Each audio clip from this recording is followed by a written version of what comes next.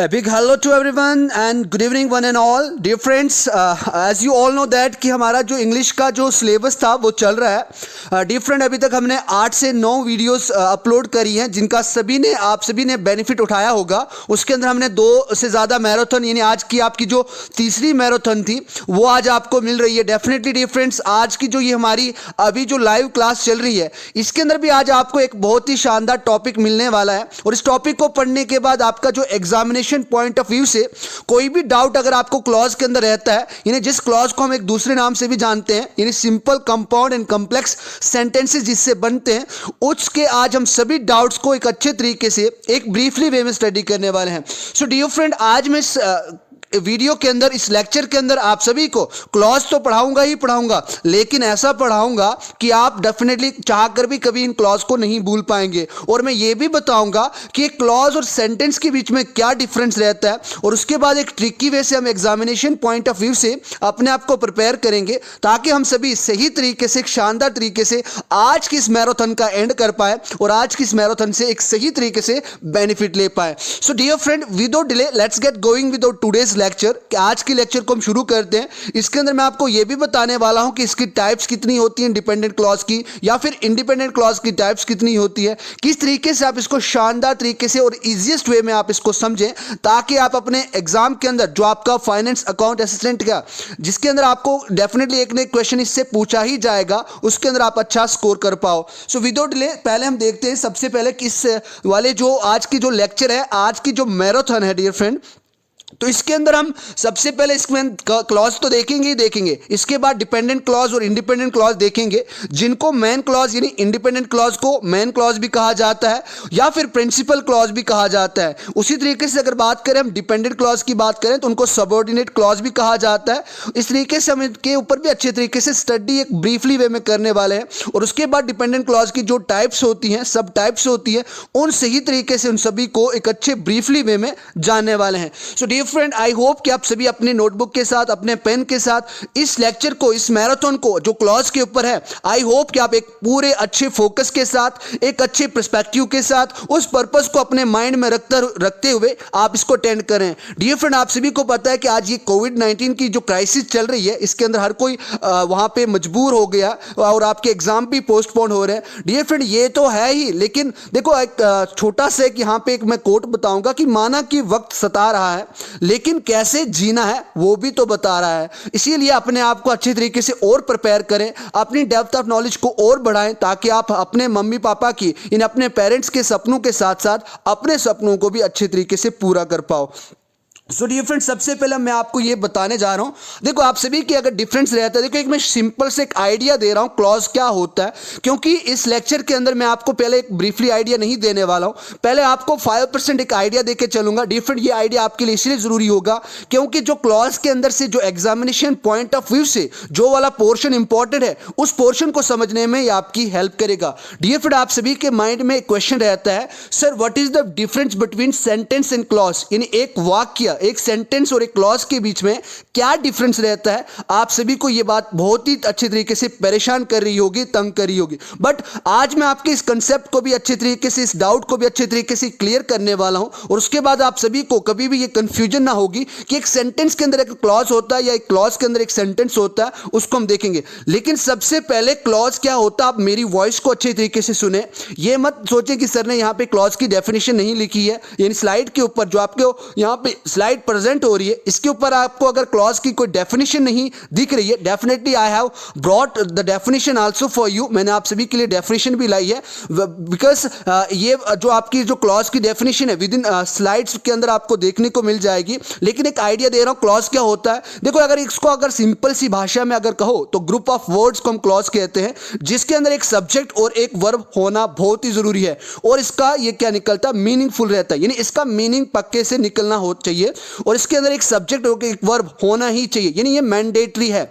अगर क्लॉज को कोई आपको डिफाइन करने को बोले तो ग्रुप ऑफ वर्ड्स को आप क्या कहते हैं, क्लॉज कहते हैं. बट शर्त यह है कि इसके अंदर एक सब्जेक्ट होना चाहिए और एक वर्ब जरूर होना चाहिए, और इसका एक अर्थ होना चाहिए, एक मीनिंग होना चाहिए. इस तरीके से आप इसको यूज करते हो। और सेंटेंस आप सभी को पता है उसके अंदर एक ऑब्जेक्ट भी आता है, उसके अंदर जो ऑब्जेक्ट होता है वो कंपलसरी होता है या कभी कभी नहीं भी होता, उसको भी हम सेंटेंस कहते हैं। लेकिन देखो यहाँ पे अगर मैं बात करूं, in sentence clause lies, not sentence lies in clause, यानी एक सेंटेंस के अंदर क्लॉज रहते हैं। अगर क्लॉज को एक मैं दूसरे तरीके से डिफाइन करूं तो इसको आप ऐसे भी कह सकते हो, स्मॉल यूनिट्स, यानी सेंटेंस के अंदर क्लॉज होते हैं। इसका मतलब है, इसका मतलब क्या होता है, छोटे छोटे यूनिट्स, मीन जो छोटे छोटे यूनिट्स होते हैं उनको हम क्लॉज कहते हैं, जिनसे जुड़कर एक सेंटेंस बनता है, जिनको जोड़कर, जिनको कंबाइन करके हम एक सेंटेंस को बनाते हैं, उसे हम क्या कहते हैं, उसे हम क्लॉज कहते हैं। और क्लॉज के अंदर सेंटेंस नहीं होते, सेंटेंस के अंदर क्लॉज पाए जाते हैं। इस तरीके से आप इसको समझेंगे। आई होप अच्छे तरीके से इसको आप समझेंगे। सो डियर फ्रेंड, उसके बाद यहां पे देखो एक एग्जांपल से मैं आप सभी को समझाने की कोशिश करूंगा डियर फ्रेंड, ताकि आप सही तरीके से इस क्लॉज वाली कंसेप्ट को और सेंटेंस वाले कंसेप्ट को समझ पाओ। और मैंने आपको बताया कि एक सेंटेंस के अंदर क्लॉज होता है, क्लॉज के अंदर कोई भी सेंटेंस नहीं होता है। एग्जांपल आपके सामने है, I understand what he said in the meaning, यानी मैं समझता हूं कि उसने मीटिंग में क्या कहा था।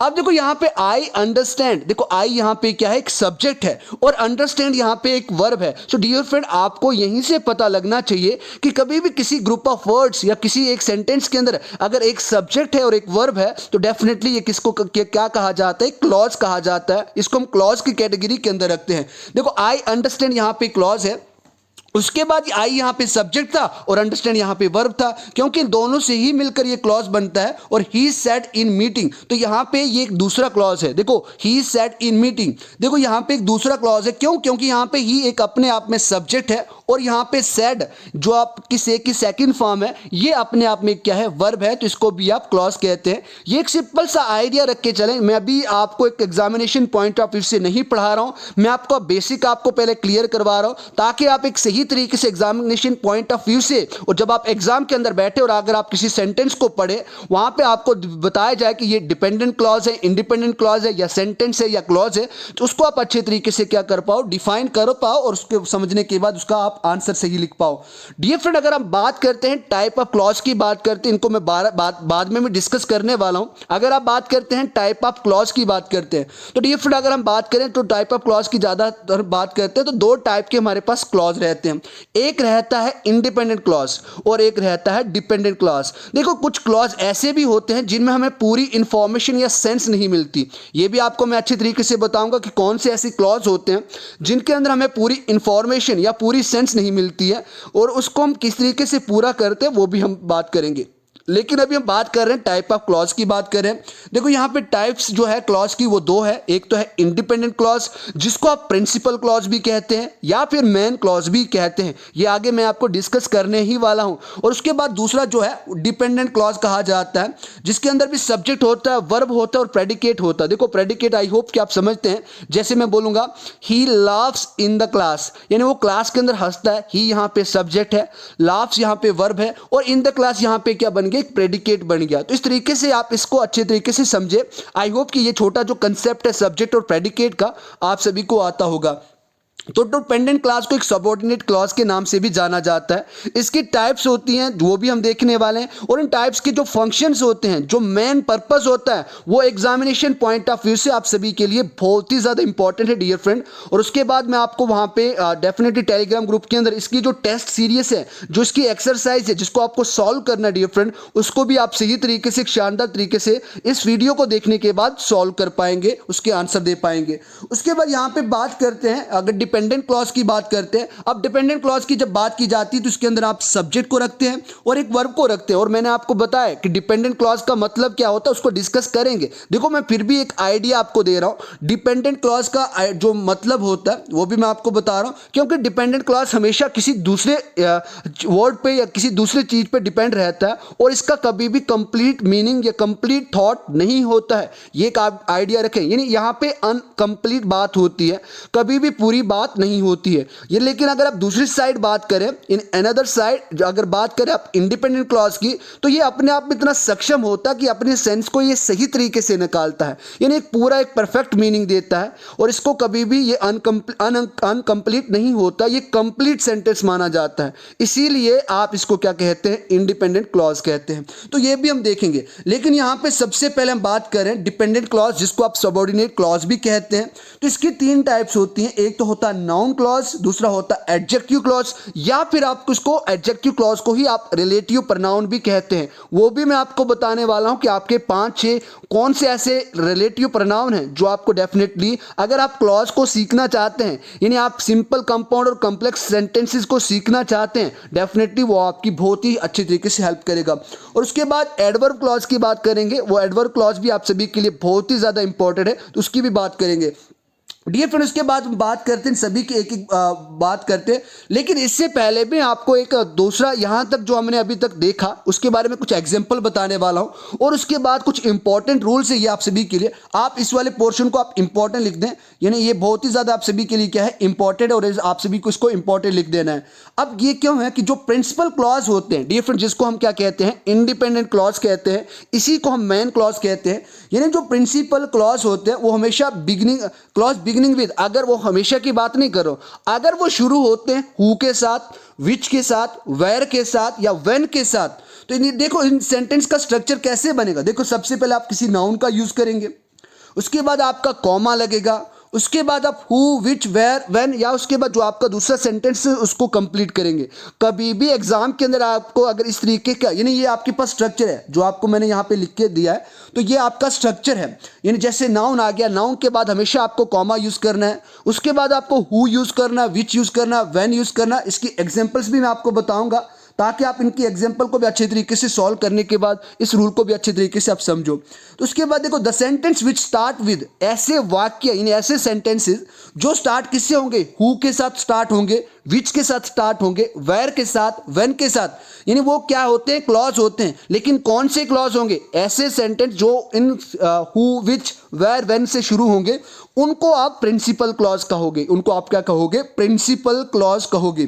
These all have different meaning, it shows continuous sense. इन सभी के अलग अलग मीनिंग होते हैं, लेकिन ये एक प्रेजेंट कंडीशन को बताते हैं। मैंने आपको कहा था कि वो पूरी सेंस नहीं देते। आप अभी देखोगे कि क्लॉज के अंदर किस तरीके से सेंस इसकी बदलती है, कहीं ना कहीं आपकी क्या की सेंस होगी, लेकिन जब उसका आंसर दोगे तो आप की सेंस में इसकी बात करोगे, तो वो भी बात करेंगे। लेकिन ये यहाँ पे कंटिन्यूस सेंस को बताता कि ये काम अभी चल नहीं रहा है। जैसे अभी आप प्रेजेंट में इस काम को आप कर रहे हो, प्रेजेंट में आप स्टडी कर रहे हो, प्रेजेंट में आप एग्जामिनेशन की प्रिपरेशन कर रहे हो, एग्जामिनेशन पॉइंट ऑफ व्यू से अपने आप को प्रिपेयर कर रहे हो, तो ये को काम आप लगातार कर रहे हो, आपकी हैबिट में भी है और आप कभी कई समय से इस काम को करते आ रहे हो, तो ये आपकी एक प्रेजेंट कंटिन्यूस सेंस की टेंस की सेंस देता है, यानी यहाँ पे ये कंटिन्यूस सेंस को शो करता है। तो आई होप डियर फ्रेंड ये आपको रूल अच्छे तरीके से समझ आ गया है। तो कुछ एग्जांपल्स की बात करते हैं जो ये अभी हमने पढ़ा, यानी जो इंपॉर्टेंट नोट पढ़ा हमने, तो इसी की कुछ एग्जांपल की बात करते हैं। Dear friend, I hope I am audible for you all, और आप सभी को मेरी बात को अच्छे तरीके से आप समझ भी रहे होंगे। प्लीज़ एक बार मुझे आप नीचे चैट बॉक्स में बता दें, are you getting my points properly, और एक बार यस अगर आप सभी को यहाँ तक समझ आया है तो आप यहाँ तक लिखें क्रिस्टल क्लियर, या आप यस कर सकते हैं या थम्स अप दे सकते हैं, ताकि मैं आप सभी की बात को अच्छे तरीके से समझ पाऊं और उसी तरीके से आप आगे बढ़े। आई होप कि स्पीड का थोड़ा सा इशू होगा डियर फ्रेंड, लेकिन मैराथन है, आप सभी को अच्छे तरीके से यहाँ पे सुनना है।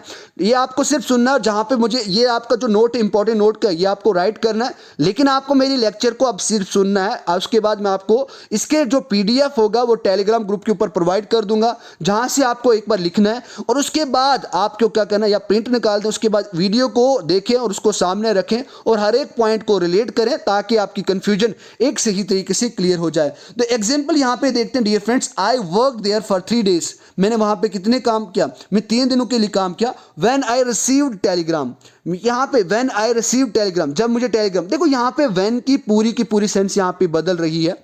देखो I work there for 3 days when I receive telegram, कि जब मैंने क्या करा था, टेलीग्राम को रिसीव करा था। तो इस तरीके से यहाँ पे आपको क्या मिल रहा है, देखो ये आपका प्रिंसिपल क्लॉज है, मेन क्लॉज की कैटेगरी के अंदर आया। क्यों? क्योंकि ये इसके बाद देखो नाउन आया, 3 days, डेज यहाँ पे क्या आ जाता है, नाउन आ जाता है। इसके बाद आप देखें यहाँ पे व्हेन लगा, क्योंकि मैंने आपको अभी बताया हु, विच, व्हेन और वेयर से उसके बाद जो भी सेंटेंस शुरू होता है, देखो यहाँ पे 3 days के बाद हमने कॉमा यूज किया, उसके बाद आपने वो WH यानी हु आ गया, व्हेन आ गया, वेयर आ गया, उसका यूज किया, और उसके बाद जो रेस्ट ऑफ अदर सेंटेंस था उसको आपने कंप्लीट किया। तो ये यहाँ पे आपका प्रिंसिपल क्लॉज, मेन क्लॉज आ गया। उसके बाद आई वेंट टू लंदन, तो लंदन भी यहाँ पे क्या है, एक नाउन है। उसके बाद आपने कॉमा यूज किया, उसके बाद वेयर आई गॉट जॉब, तो ये भी किस कैटेगरी के अंदर आता है, प्रिंसिपल प्रिंसिपल क्लॉज यानी मेन क्लॉज की कैटेगरी के अंदर आता है, जिसको आप इंडिपेंडेंट क्लॉज भी कहते हैं। उसके बाद अगर थर्ड एग्जांपल आप देखें अच्छे तरीके से, द मिरर, तो मिरर यहाँ पे एक नाम आ जाता है। तो देखो यहाँ पे द मिरर के बाद विच वॉज ब्रोकन, जो टूटा था, तो विच वॉज ब्रोकन, तो ये यहाँ पे इस तरीके से क्या आ जाता है, ये भी यहाँ पे एक प्रिंसिपल क्लॉज की तरह काम करता है। इज नाउ चेंज, यानी अब उसको चेंज कर दिया है।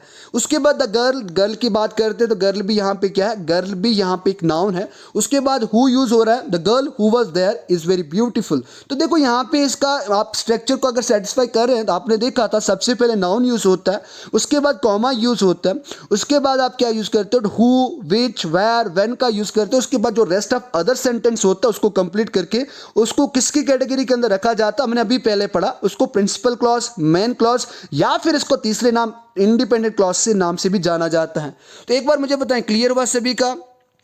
Okay, thank you very much. अब आगे चलते हैं, सही तरीके से इसको डिस्कस करते हैं। मैंने आपको बताया था जो डिपेंडेंट क्लॉज होता है डियर फ्रेंड, मैं यहाँ पे डिपेंडेंट क्लॉज की बात कर रहा हूँ। अभी मैंने आपको पीछे बताया कि डिपेंडेंट क्लॉज की टाइप्स होती हैं, एक नाउन क्लॉज होता है, एडजेक्टिव क्लॉज होता है, एडवर्ब क्लॉज होता है, जिसमें एडजेक्टिव क्लॉज को आप रिलेटिव प्रोनाउन के नाम से भी जानते हैं, वो भी हम देखने वाले अच्छे तरीके से। एडजेक्टिव क्लॉज के अंदर आप हु की बात करेंगे, हुम की बात करेंगे, विच की बात करेंगे, दैट की बात करेंगे, ये जो किसके अंदर भी आते हैं, रिलेटिव प्रोनाउन के अंदर भी आते हैं। तो एक बार यहाँ पे नाउन क्लास को समझते हैं, उसके बाद इनके फंक्शंस को समझेंगे ताकि आप इस कंसेप्ट को सही तरीके से क्लियर कर पाओ।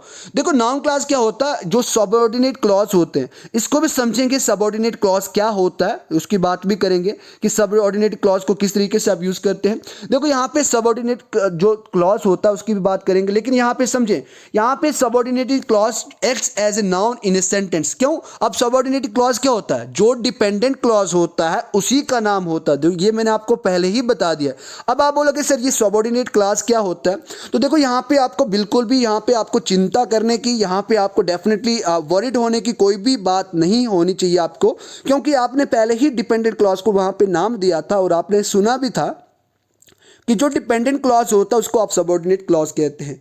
यहाँ पे इस नाउन क्लॉज के अंदर जो सबऑर्डिनेट क्लॉज होता है वो एक नाउन की तरह काम करता है, एक सेंटेंस के अंदर, एक वाक्य के अंदर वो एक नाउन की तरह काम करता है, उसे आप क्या कहते हैं, सबऑर्डिनेट क्लॉज कहते हैं। उसके बाद अगर इसकी मैं एग्जांपल देखो, यहाँ पे ये सिर्फ आपको समझना अच्छे तरीके से, ये यहाँ पे अच्छे तरीके से समझने के लिए आपको यहाँ पे बात लिखी गई है कि जो नाउन क्लास का जो मेन वर्ब होता है, कभी कभी ये देखो जब आप क्वेश्चन करेंगे ना, जब आप क्या करेंगे, क्वेश्चन करेंगे, तब आपको ये तो मतलब देगा, क्या की मतलब देगा, यानी व्हाट की सेंस देगा, लेकिन जब आप इसका आंसर देंगे, बट वाइल गिविंग आंसर जो वहाँ पे जो मेन वर्ब होगा वो यानी जो किसकी तरह यूज हो रहा है, सबऑर्डिनेट क्लॉज जो यूज हो रहा है इसे मेन वर्ब की तरह, तो वहाँ पे आपको सेंस ऑफ की देगा, जिसको हम कहते हैं की सेंस देगा। वो कैसे मैं आपको बताऊंगा। She asked me where I was going, उसने पूछा कहाँ जा रहे हो, तो शी आस्क्ड मी व्हाट, उसने मुझे क्या पूछा, तो आप क्या बोलोगे, वेयर आई वॉज गोइंग, कि मैं कहाँ जा रही हूँ। देखो यहाँ पे वेयर का मतलब कि मैं कहाँ जा रही हूँ, वेयर आई वॉज गोइंग, तो यहाँ पे जो वेयर आई वॉज गोइंग है ये क्या यहाँ पे सबऑर्डिनेट क्लास है, तो इसको आपको अच्छे तरीके से समझना है। एक और एग्जांपल देखते हैं ताकि हमारा ये कंसेप्ट अच्छे तरीके से क्लियर हो जाए। I know that you are an intelligent student, यानी मैं जानता हूँ कि आप एक अच्छे इंटेलिजेंट स्टूडेंट हो। तो आपको देखो यहाँ पे that you are an intelligent student, तो देखो यहाँ पे that you are an intelligent student ये क्या है आपके लिए, सबऑर्डिनेट क्लॉज है। इस तरीके से आई नो व्हाट, मैं क्या जानती हूँ, तो मैं क्या जानती हूँ, that you are an intelligent student, कि आप एक अच्छे और एक अच्छे इंटेलिजेंट स्टूडेंट हो। तो इस तरीके से ये यहाँ पे सबऑर्डिनेट क्लॉज की तरह काम कर रहा है। क्यों? क्योंकि आई नो दैट, आई यहाँ पे क्या आ गया, सब्जेक्ट आ गया, नो यहाँ पे क्या आ गया, वर्ब आ गया, और सब्जेक्ट और वर्ब के कॉम्बिनेशन से ही क्या बनता है, एक क्लॉज बनता है, जिसको आप सभी को अच्छे तरीके से समझना है। डियर फ्रेंड, मैं अभी तक भी आपको बता रहा हूँ कि अभी तक भी मैंने आपको सही तरीके से कॉम्पिटिटिव एग्जाम के हिसाब से नहीं पढ़ा रहा हूँ, ये बातें आप सभी को जानना जरूरी है, तभी मैं आपको पढ़ा रहा हूँ। उसके बाद जब मैं आपको ट्रिक और टिप्स दूंगा ना, आपको इतना मजा आने वाला है। क्यों? क्योंकि आपको यहाँ से आइडिया लेके जा रहे हो आप, यानी आप यहाँ से एक बेसिक को क्लियर करते हुए आप उस मेन टारगेट को हिट करोगे, जिसको आप चुटकियों में वहाँ पे समझ लोगे। उसके बाद डियर फ्रेंड यहाँ पे बात करते हैं इनके फंक्शन की बात करें। देखो नाउन क्लास किस तरीके से एक सेंटेंस के अंदर काम आता है, ये आप सभी के लिए इंपॉर्टेंट है एग्जामिनेशन पॉइंट ऑफ व्यू से, इसको अंदर आप अच्छे तरीके से फोकस रखें। देखो यहाँ पे बात हो रही है, किसकी बात हो रही है, यानी यहाँ पे आप बात करें नाउन क्लास की बात करें, और इस नाउन क्लास के अंदर आप सभी को अच्छे तरीके से क्या करना है, फोकस रखना है, ताकि आप सही तरीके से इसको आप समझ पाए। देखो यहाँ पे नाउन क्लास के अंदर मैंने आपको ये बताया देखो यहाँ पे नाउन क्लास के अंदर मैंने आपको बताया कि सबऑर्डिनेट क्लॉज यहाँ पे क्या करते हैं, एक नाउन की तरह एक्ट करते हैं, इसीलिए हम इसको क्या कहते हैं, नाउन क्लास कहते हैं। नाउन क्लास के वो मीनिंग भी आपको मैंने बताया। देखो यहाँ पे as a subject of the verb, as a subject of the verb. तो देखो यहाँ पे जो नाउन क्लास है वो यहाँ पे कैसे काम कर रहा है, एक वर्ब का सब्जेक्ट की तरीके, यानी वर्ब से पहले जो आप सब्जेक्ट यूज करते हैं उसकी तरीके से यहाँ पे ये काम कर रहा है। जब एक नाउन क्लास ये एक सब्जेक्ट की तरह एक सेंटेंस के अंदर काम कर रहा है, जैसे एग्जाम्पल देखिए, what he does is not known to me, what he does is not known to मी।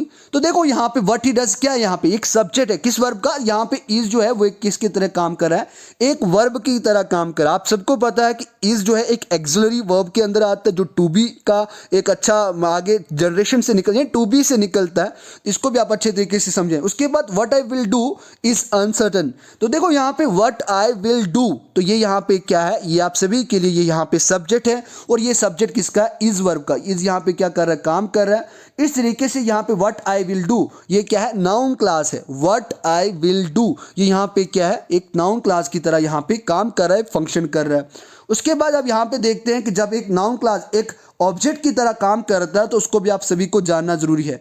जहाँ पे एक नाउन क्लास एक ऑब्जेक्ट की तरह काम करता है, आप इसको एक ओवरव्यू कर दें, और एग्जामिनेशन पॉइंट ऑफ व्यू से जो आपके रूल्स है वो भी आपको आने ही वाले हैं, ये भी आपके एग्जाम के अंदर पूछे जाते हैं। मैंने इसमें से भी एक दो क्वेश्चन ढूंढे क्योंकि वहाँ पे फंक्शंस भी पूछे जाते हैं। जैसे I asked him where he was going, तो आप सभी को पता है अगर आप सब्जेक्ट की बात करते हैं तो आप सब्जेक्ट को वर्ब से पहले लिखते हैं, लेकिन अगर आप ऑब्जेक्ट की बात करते हैं तो ऑब्जेक्ट को हमेशा आप वर्ब के बाद लिखते हैं। तो I asked him where he was going, मैंने उससे पूछा कि वो कहाँ जा रहा है। तो यहाँ पे वेयर ही वॉज गोइंग क्या है, यहाँ पे ये क्या है, ऑब्जेक्ट ऑफ वर्ब है, यानी ये यहाँ पे क्या है, ये यहाँ पे नाउन क्लास है जो फंक्शन यहाँ पे कैसे कर रहा है, as a object of the verb कर रहा है। और किस ऑब्जेक्ट ऑफ वर्ब क्या, यहाँ पे आस्क्ड, यानी ऑब्जेक्ट ऑफ वर्ब कौन है, यहाँ पे आस्क्ड के, यहाँ पे यानी आस्क्ड यहाँ पे वर्ब है, और इसके मींस रेफरेंस में जो इसका ऑब्जेक्ट है वो क्या है, वेयर ही वाज गोइंग। इस तरीके से आप इसको यूज करें। आई कैन नॉट से व्हाट ही डज डू, इस तरीके से भी आप इसका अगर बात करें, आई कैन नॉट से व्हाट ही डज डू, तो यहाँ पे देखिए आप इस तरीके से आई कैन नॉट से, आई यहाँ पे क्या आ जाता है, आई यहाँ पे एक सब्जेक्ट आ जाता है, कैन यहाँ पे एक मॉडल भी है और एक वर्ब भी आता है, आप सभी को पता है, इसके लिए इसको सेमी मॉडल की कैटेगरी के अंदर रखते हैं। आई कैन नॉट से व्हाट ही डज डू, तो इस तरीके से व्हाट ही डज डू यहाँ पे एज ए ऑब्जेक्ट एक्ट कर रहा है सेंटेंस के अंदर। सो आई होप डियर फ्रेंड इस तरीके से भी अगर आपको कभी मिले तो उनको भी आप समझें, क्यों, क्योंकि आपको ये पता लगना चाहिए कि व्हाट ही डज डू ये यहाँ पे नाउन क्लास की कैटेगरी के अंदर आता है। कैसे आता है, क्योंकि जब एक सबऑर्डिनेट क्लास, और सबऑर्डिनेट क्लास क्या होता है, अनकंप्लीट सेंटेंस, इनकम्प्लीट भी कह सकते हैं, जिसका पूरा मतलब ना हो, एक अधूरा सेंटेंस हो, अधूरा वाक्य हो, इसको आप डिपेंडेंट क्लॉज भी कहते हैं, जो किसी दूसरे सेंटेंस के ऊपर डिपेंड रहे, जो किसी क्लॉज की हेल्प से वो कंप्लीट हो, इसीलिए इसको सबऑर्डिनेट क्लॉज के नाम से भी जाना जाता है। उसके बाद डिफरेंट बात करते हैं, as a object of the preposition की बात करते हैं। तो किस तरीके से जो नाउन क्लास होता है वो फंक्शन करता है, जब वो as object of the preposition एक फंक्शन करता है, यानी यहाँ पे ये एक्ट करता है एक सेंटेंस के अंदर, किस तरीके से करता है, ऑब्जेक्ट ऑफ प्रपोजिशन यहाँ पे एक्ट करता है। जैसे मैं आपको एग्जांपल दे रहा हूँ, please listen to what he says, please listen to what he says. तो यहाँ पे जो टू आप यूज करें, जो मैंने यहाँ पे रेड में मेंशन करा, तो ये आपका क्या है, प्रपोजिशन है।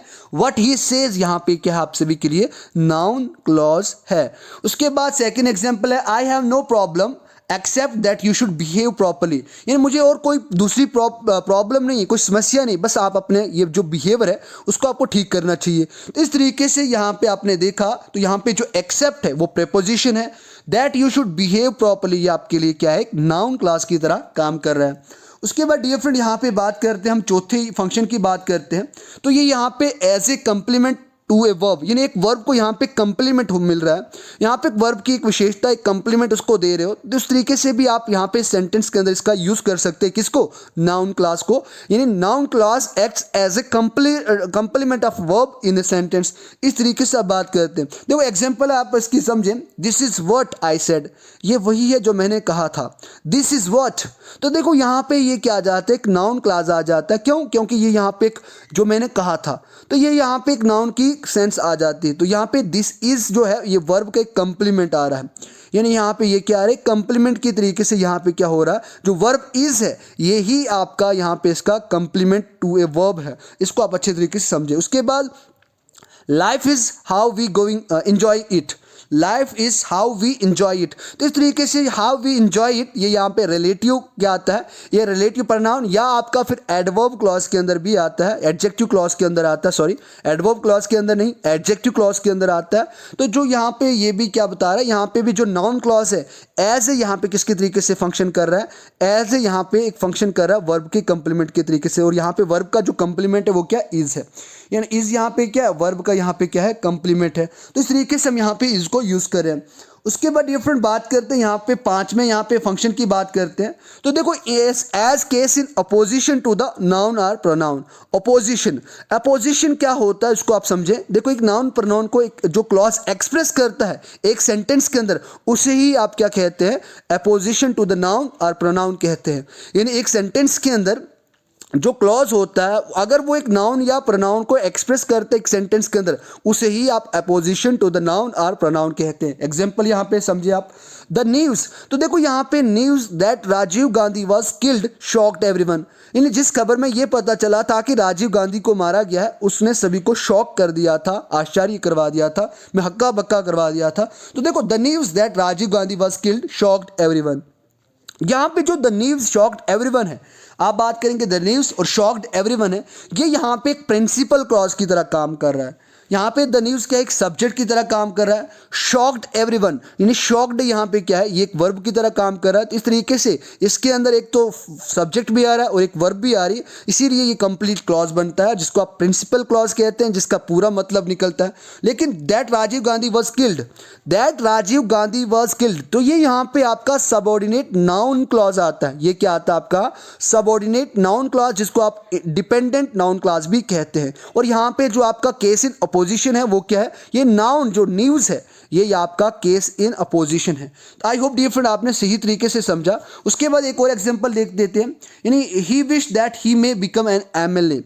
आप क्या है कि उसकी मर्जी है, तो यहाँ पे विश क्या है, केस इन अपोजिशन, यहाँ पे विश है that he may become an MLA is unreasonable. तो ये यहाँ पे ये जो है ही विश इज अनरीजनेबल, तो हिज विश भी आप यूज कर सकते हैं।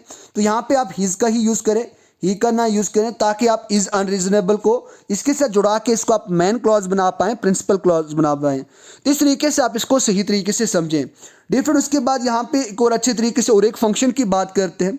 तो यहाँ पे जो नाउन क्लास होता है कि वो कहाँ पे पार्टिसिपेट ऑफ ऑब्जेक्ट की तरीके से यूज होता है। पार्टिसिपेट ऑफ ऑब्जेक्ट का यूज किस तरीके से सेंटेंस के अंदर किया जाता है, तो यहाँ पे मैं आपको बताऊंगा। I reach there hoping that she would be there, यानी यहाँ पे कल्पना लेके आप बात करते हैं। आई रीच देयर होपिंग, तो यहाँ पे ये पार्टिसिपेट की तरह काम कर रहा है। आपको आपने पढ़ा होगा, पार्टिसिपल फॉर्म पढ़ा होगा। I reach there hoping that she would be there, तो ये यहाँ पे that she would be there ये नाउन क्लास है, होपिंग यहाँ पे आपका पार्टिसिपेट है, और आई रीच देयर ये आपका क्लॉज आ जाता है। उसके बाद she came to me thinking, तो देखो यहाँ पे आईएनजी फॉर्म से ही यहाँ पे आपकी पार्टिसिपेट फॉर्म बनती है। जब भी आप किसी एडजेक्टिव या वर्ब के साथ आप आईएनजी फॉर्म का यूज करते, देखो होप्ड भी आ सकता है और थिंक थॉट भी आ सकता है। तो एडजेक्टिव की बात छोड़ें, जब भी आप किसी वर्ब के साथ आईएनजी फॉर्म का यूज़ करते हैं, तो मैंने आपको बताया था वो वहाँ पे एक जेरेंड बनता है जिसको आप पार्टिसिपेट के अंदर भी रखते हैं। और ये पार्टिसिपल भी बहुत ही अच्छे कंसेप्ट है, अगर टाइम मिला तो इसके अंदर भी आपको मैं अच्छे तरीके से आपको इक्विप करूँगा, समझाऊँगा। उसके बाद यहाँ पे she came to me thinking that I should help her, I should help her यहाँ पे नाउन क्लास आ गया, थिंकिंग यहाँ पे पार्टिसिपेट आ गया, एक पार्टिसिपल फॉर्म आ गई।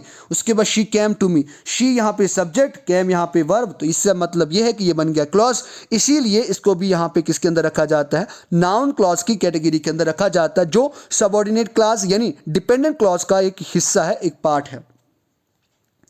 उसके बाद यहाँ पे बात करते हैं ऑब्जेक्टिव एंड इन्फिनिटिव की बात करते हैं। मैंने आपको इन्फिनिटिव का कंसेप्ट पिछले लेक्चर के अंदर भी दिया था, एक बार यहाँ पे फिर से दे रहा हूँ मैं। यहाँ पे इन्फिनिटिव का मतलब होता है जब भी किसी वर्ब की फर्स्ट फॉर्म के साथ पहले अगर क्या हो, टू लगा हो, क्योंकि एक सेंटेंस के अंदर एक वर्ब को एक ही बार आप टेंस के मुताबिक चेंज कर सकते हैं। हर दूसरी वर्ब सेंटेंस के अंदर या तो जेरेंड होती है या फिर वो इन्फिनिटिव होती है। तो यहाँ पे हम इन्फिनिटिव के कंसेप्ट को देख रहे हैं कि यहाँ पे किस तरीके से एक नाउन क्लास एक्ट करता है, इन्फिनिटिव ऑफ ऑब्जेक्ट एक सेंटेंस के अंदर।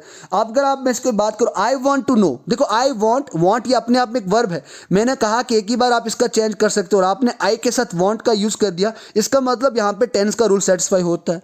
आई want to know what he thinks, मैं ये जानना चाहता हूँ कि वह लड़का क्या सोचता है। यहाँ पे टू नो जो है यहाँ पे क्या है, एज ए इन्फिनेटिव काम कर रहा है। उसके बाद he wants to inquire where does he lives, यानी वो ये जानना चाहता है, ये इंक्वायरी करना चाहता है कि वह लड़का कहाँ रहता है। तो यहाँ पे जो टू इंक्वायर है या टू नो है, इस तरीके से ये आपके लिए क्या है, ये यहाँ पे आपके लिए ऑब्जेक्ट टू एन इन्फिनेटिव की तरीके से काम करें। आई होप डियर फ्रेंड कि आपको जो नाउन क्लॉज था सही तरीके से समझ आया। उसी तरीके से एडजेक्टिव क्लॉज की बात करते हैं। मैंने यहाँ पे आपको बताया था कि एक एडजेक्टिव क्लॉज जो होता है वो एक रिलेटिव प्रोनाउन के नाम से भी जाना जाता है, जिसके अंदर आपको मैं बताऊंगा हु बताया था मैंने, दैट बताया था मैंने, व्हाट बताया था। तो उन सभी के एक अच्छे तरीके से मैं यहाँ पे बताने वाला हूँ कि कौन से रिलेटिव प्रोनाउन आपको अच्छे तरीके से समझने हैं। जैसे यहाँ पे एग्जाम्पल है, the boy who you saw at the bus stop committed A robbery. तो देखो यहाँ पे एक एडजेक्टिव की बात करें, उसने क्या करा था, एक चोरी लूट करी थी, मीन्स लूटा था। तो यहाँ पे कमिटेड ए रॉबरी यहाँ पे एक एडजेक्टिव क्लॉज की तरह काम कर रहा है। The girl who is leading the parade is my best friend, तो ये यहाँ पे एडजेक्टिव का मतलब क्वालिटी, तो यहाँ पे क्या है, बेस्ट फ्रेंड है। तो इस तरीके से can you see the bird that is on the fence, तो यहाँ पे देखो can you see the bird, तो यहाँ पे भी इस तरीके से आप इसका यूज कर सकते हैं, क्योंकि यहाँ पे दैट जो है वो यहाँ पे क्या है, सब्जेक्ट है, और इज यहाँ पे क्या है, एक वर्ब है। अब दैट यहाँ पे किसका सब्जेक्ट है, सब्जेक्ट ऑफ द वर्ब है, ये हमने अभी पहले पढ़ा।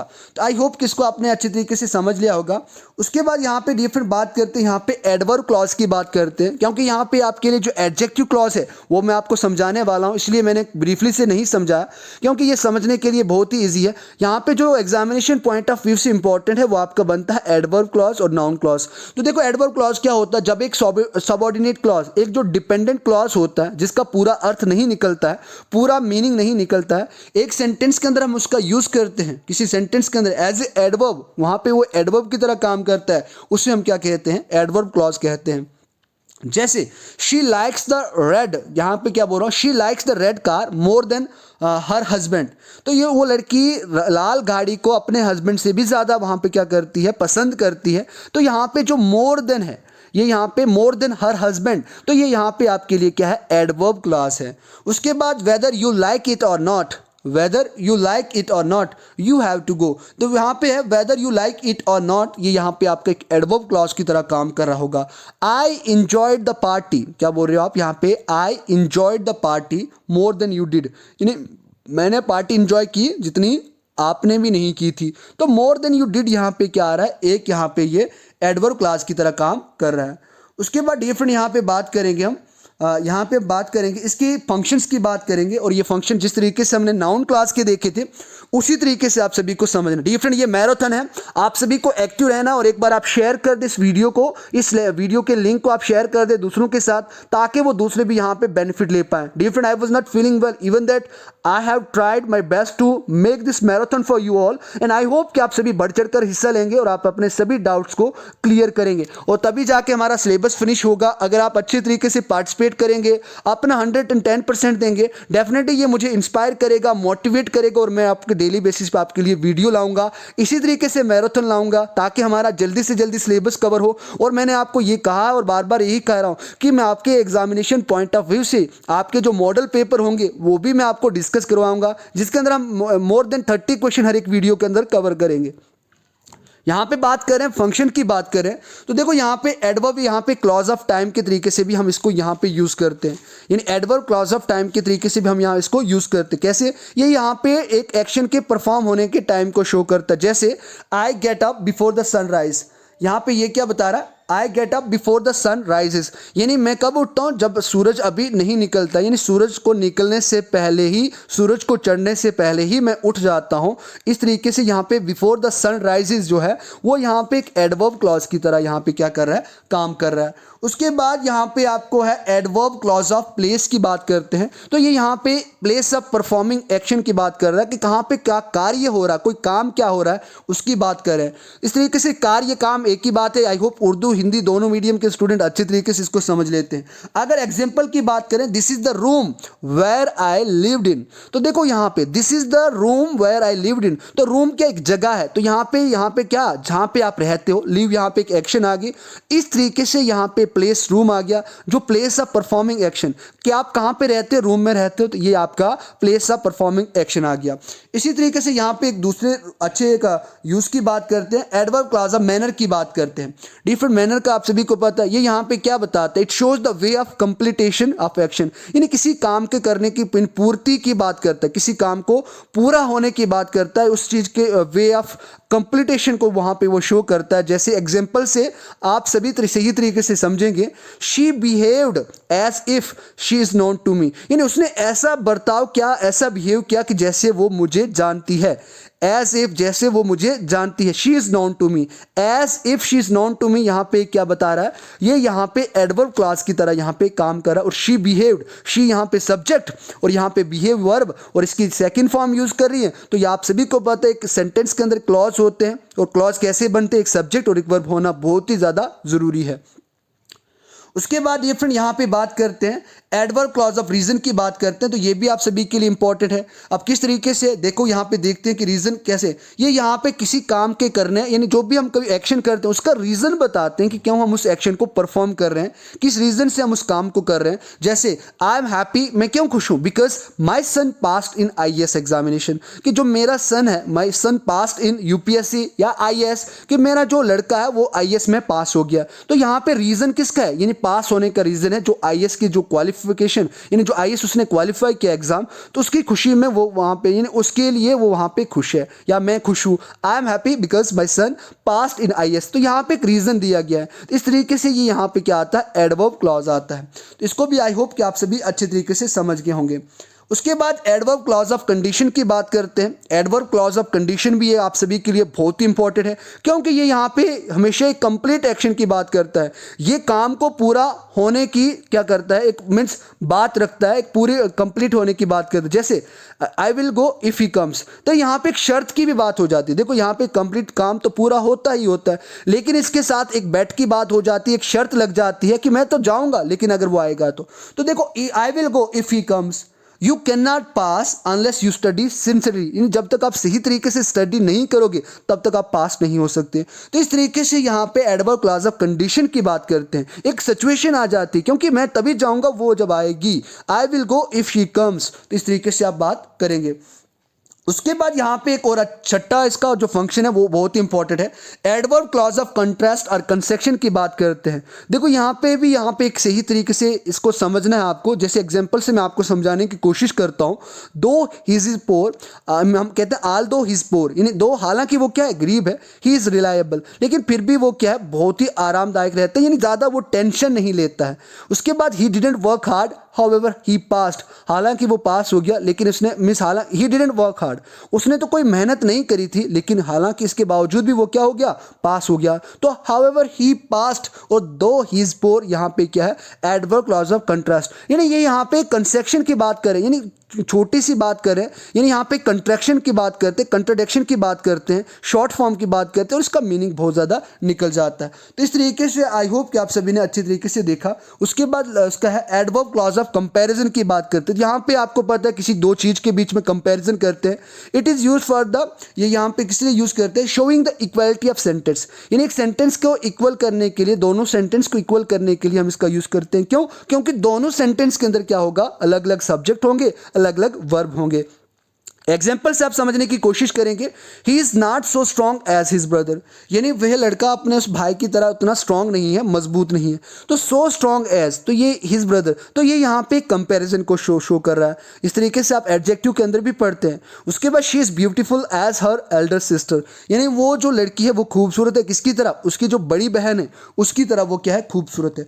तो इस तरीके से आप इसको यूज़ करेंगे। उसके बाद ये फ्रेंड यहाँ पे एक और कंसेप्ट है, आप इसको समझ लें, मैं आपको अभी पढ़ाने वाला हूँ। We are about to just हम इन जो हमारा एग्जामिनेशन पॉइंट ऑफ व्यू से इंपॉर्टेंट है उसके अंदर हम अभी जाने वाले हैं, लेकिन आपको उसके पहले ये जो रूल्स हैं आप सभी को अच्छे तरीके से आने चाहिए थे डियर फ्रेंड, तभी मैंने आपको इतने अच्छे तरीके से हर एक रूल को बताया, ताकि आप अभी जो 20 मिनट 30 मिनट जो हमारी लेक्चर चलेगी उसके अंदर हम इसको समझ लेंगे। देखो फैन बॉय का एक बहुत ही अच्छा रूल है जिसको आप सभी को अच्छे तरीके से समझना है, क्योंकि यहाँ पे फैन बॉयज किस तरीके से इंडिकेट करता है, ये कोऑर्डिनेटिंग कंजक्शन होते हैं डियर फ्रेंड। अगर आपको कोई पूछे कोऑर्डिनेटिंग कंजक्शन क्या होता है, जो दो सेंटेंस को क्या करता है, ज्वाइन करता है।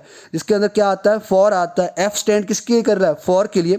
ए यहाँ पे एंड के लिए, एन यहाँ पे नॉर के लिए, बी यहाँ पे बट के लिए, ओ यहाँ पे और के लिए, वाई यहाँ पे येट के लिए, और एस यहाँ पे सो के लिए यहाँ पे क्या कर रहा है, स्टैंड कर रहा है। इसीलिए फैन बॉयज ये ट्रिक है जिसको कोऑर्डिनेटिंग कंजक्शन भी कहा जाता है। अब कोऑर्डिनेटिंग कंजक्शन क्या होता है, आपको देखो ये एक्रोनोमियन जो है, जो फैन बॉय का जो एक्रोनियम है, इसको आप सही तरीके से याद रखें, because remembering the acronym FANBOYS is an easy way to remember the coordinating conjunction. We can use to join independent clause. देखो यहाँ पे डिपेंडेंट क्लॉज को भी हम ज्वाइन करते हैं, और इंडिपेंडेंट क्लॉज को ज्वाइन करने के लिए हमें फैन बॉयज के जो कंसेप्ट है, जो एक्रोनोमियम है, इसका आपको सही इस तरीके से यूज करना है। इसीलिए आप सभी के लिए इंपॉर्टेंट हो जाता है।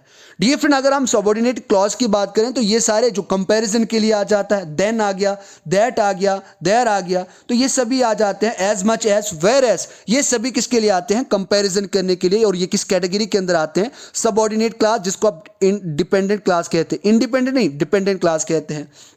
उसके बाद टाइम आ गया, टाइम में आफ्टर, ये सभी मैंने आपको पढ़ाए। As soon as, until, whenever, now that, though, although, even though, ये भी मैंने आपको पढ़ाया। रिलेटिव प्रोनाउन भी आपको मैं बता देता हूं। देखो रिलेटिव प्रोनाउन अगली स्लाइड के अंदर भी आपको मैं बताऊंगा। तो रिलेटिव प्रोनाउन ये होते हैं, दैट भी इसके अंदर आता है, हु आ गया, हु एवर आ गया, हुम आ गया, हुम एवर आ गया, हुज, ये सभी किसके अंदर आते हैं, एक रिलेशन को बताते, एक रिलेट करते हैं वर्ड्स के साथ। उस तरीके से आप बता। रीजन की बात करें, बिकॉज आ गया, सिंस आ गया, सो दैट आ गया, इन ऑर्डर आ गया, या टू की बात करें, या फिर एज की बात करें। कंडीशन की बात करें तो ये मैंने आपको कंडीशन, ऐसे सेंटेंस जब शुरू होते हैं तो जो मैंने अभी आपको पढ़ाया फंक्शंस की तरीके से, if, only if, unless, provided that, या एज्यूमिंग दैट। उसके बाद प्लेस की बात करें, वेयर और वेयर एवर, दो ऐसे वर्ड्स हैं जो यहाँ पे सबऑर्डिनेटिंग कंजक्शन के अंदर बताते हैं। रिलेटिव एडजेक्टिव्स, दैट आ गया, व्हाट आ गया, विच एवर आ गया। उसके बाद मैनर की बात करें तो हाउ आ गया, एज दो आ गया।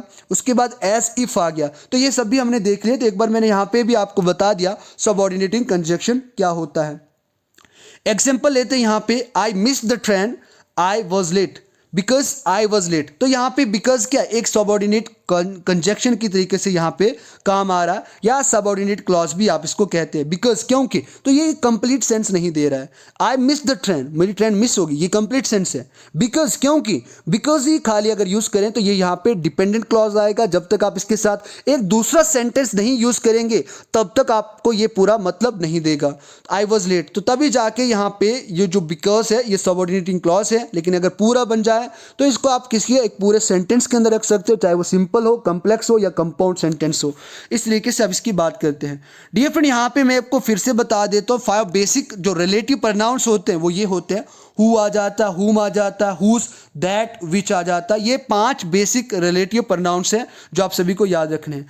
उसके बाद डियर फ्रेंड, ये जो रूल हमने पढ़े, इन रूल की हेल्प से अब हम ट्रिकी वे में सिंपल, कंपाउंड और कॉम्प्लेक्स सेंटेंस को बनाने वाले हैं, जो आप सभी को पहचानने होते एग्जामिनेशन पॉइंट ऑफ व्यू से कि ये सेंटेंस सिंपल है, कंपाउंड है, या फिर कॉम्प्लेक्स है। तो ये आप सभी को पहचानने होते हैं। किस तरीके से, अभी तक आपको जो आइडिया मिला 40 मिनट्स के अंदर, वो आइडिया अब आपका और स्ट्रांग होगा। अब आपके कॉम्पिटिटिव एग्जाम के हिसाब से, यानी अभी तक आपने मोर देन 40% सीखा, लेकिन इसके बाद आप सीखने वाले हो कि कॉम्पिटिटिव एग्जाम के हिसाब से किस तरीके से जो आपके लिए ये क्लॉज है वो इंपॉर्टेंट होता है। तो आप सभी उन बातों को अब सीखने वाले हैं। डियर फ्रेंड, अब आपको मैं यहाँ पे एक और अच्छी तरीके से समझाता हूँ कि क्लॉज क्या होता है। क्योंकि अभी तक आपने आइडिया मिला होगा, आप में से बहुत ज़्यादा लोगों को अभी तक क्लियर नहीं हुआ होगा, तभी मैंने ये स्लाइड दोबारा से लाई है ताकि आप फिर से एक बार क्लियर कर पाएँ। डियर फ्रेंड, लेक्चर लंबी होती है लेकिन हम रिविजन भी यहीं पर कर देते हैं ताकि हमारे कंसेप्ट एक सही तरीके से यहां पे क्या हो जाए, क्लियर हो जाए।